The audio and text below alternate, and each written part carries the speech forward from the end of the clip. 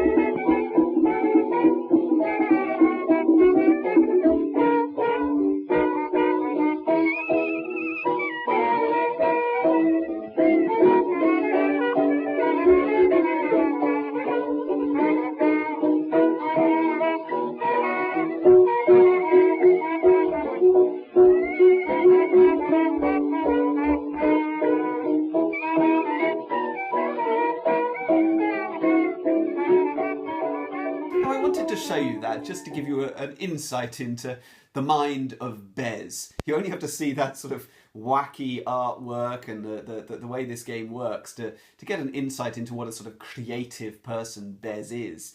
And Bez came up with this idea of bringing together designers and other people working within the board game industry or interested in board game design in all its different forms. Put them in a room together and not allow them to play test games, because that's what always happens at these events, is we spend the time trying to get people to play our game and learning from that experience. But here there was no play testing. What happened was a series of micro talks. Each of us was encouraged to give a 5-minute talk, and then we knew what everyone's area of expertise was. Even if we'd never met them before, we knew what their area of interest was, what their level of experience was, and so we knew who to go and talk to and what to talk to them about. And it worked really, really well. There were some 26, 27 people at the event, and from a hugely diverse range of interests. So we had graphic artists talking about the graphic design in board games. We had people interested in board games as art, board games as therapy, the psychology of board games. We had people who went down the publisher route of design, getting publishers to design their games, to produce their games for them. We had people who had very successful Kickstarters. So all these micro talks were happening, and then it led to more sort of focused discussions later and breakout groups. I wanted to flag up a couple of the talks. Now, unfortunately, I can't cover everybody's because there were so many, but I wanted to mention the graphic design talk because that was fascinating. The fact that board games are so led by illustration and not by graphic design. So Rob from A Grey Space was talking about this and his feeling that board games haven't really kept up with what's in vogue in publishing in general, which is a much more minimalist look, a much more modern graphic design-led approach, where board games are very much read by illustration, which can result in them looking busy, with graphic design to support those illustrations. So examples of games that have been graphic design-led, I would say Tokaido is a classic example of something which was sold on the basis of its minimalist, sort of stark artwork. Rob used the example of the game Secret Hitler, but I would also draw your attention to Yardmaster, and Yardmaster being an interesting case because it was then published again, but in a children's game called Aramini Circus, which is exactly the same game, but uses illustration, that classic illustration thing, instead of the graphic design, which was such a strong identity for the game in its first incarnation. The game concept is another good example. So that was quite an inspiring talk. What could games look like from here? Within the larger talks, as well as inspiring talks from Bez and Andy, the organisers, who gave very emotional talks about their experiences, there were also sort of, I suppose, calmer but no less inspiring talks about Kickstarter and that process, both from people who are planning to do Kickstarter soon, such as Ben Piggott with his upcoming game, but also from people who have had a great degree of success with their Kickstarters. So we had Mike Nudd talking about Waggle Dance and his experiences of designing that game. Waggle Dance being a fantastic worker placement game where we're using dice, which are bees, and we're placing them on flowers and taking various actions. It's a really good worker placement game that was run through a successful Kickstarters and collaboration with the publisher Grublin Games within the UK. But also, Caesar was talking about his successful Kickstarter for the game Lab Wars, which is about laboratories competing and sabotaging each other. Very sort of science-focused game that did extremely well on Kickstarter.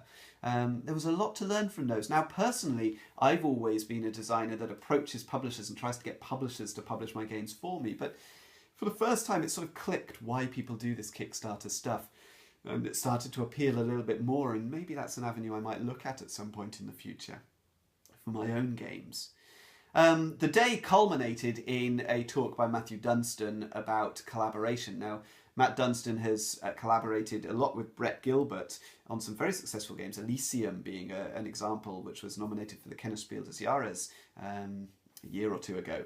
But Matthew also designed the Days of Wonder game, Relic Runners, and lots of other games, you know, doing very, very well with approaching publishers and getting them to publish his games, but often in collaboration with other designers. So we did a bit of collaboration ping pong where we bounce ideas off each other. We'd all say an idea off the top of our head, and then if people liked that idea, we could gather with them, talk about how we could maybe work together. It was another fascinating exercise.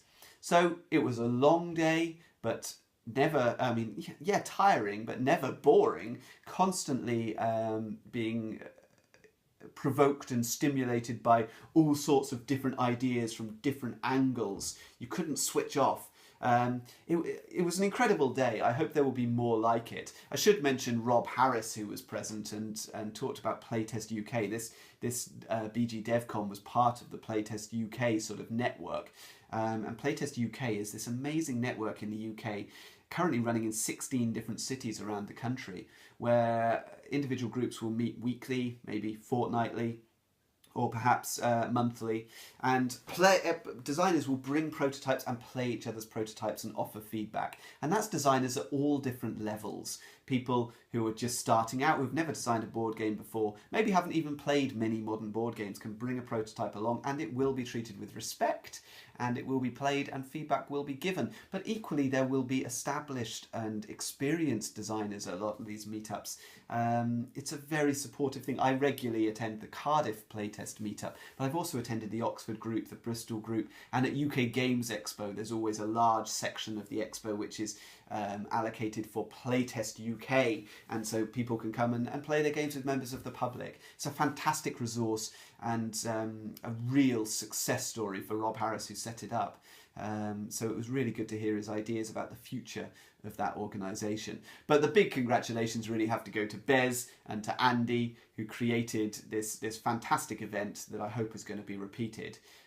So thanks very much for watching this video. I hope you found it interesting. If you did, please look at the review for Bez's game In a Bind, because it's fantastic. There's a little spoiler for you. But I'm Adam in Wales, and please subscribe to my YouTube channel, Adam's Board Game Wales. Follow me on Twitter @BoardGameWales, and on Board Game Geek, I'm Adam78. Thank you very much for watching. All the best.